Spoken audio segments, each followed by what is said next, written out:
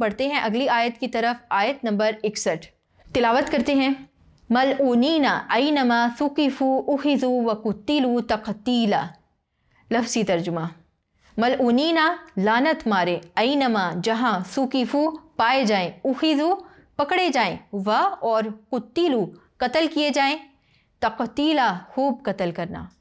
با محاورہ ترجمہ کرتے ہیں، وہ بھی پھٹکارے ہوئے جہاں پائے گئے، پکڑے گئے اور جان سے مار ڈالے گئے۔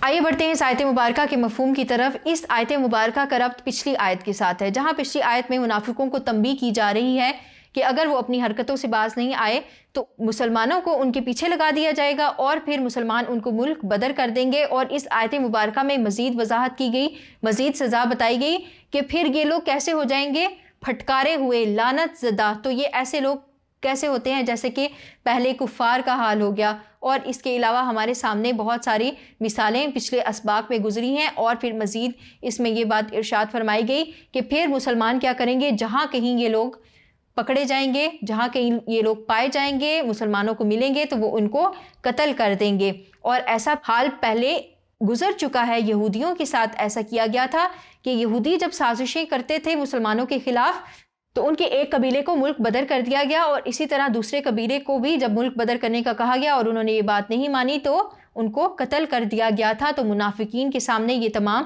صورتحال موجود تھیں، اور یہاں پر ان کو تنبیہ کی جا رہی ہے کہ اپنی حرکتوں سے باز آ جاؤ، اگر باز نہیں آؤ گے تو تمہارا حال بھی ایسا ہی ہونے والا ہے۔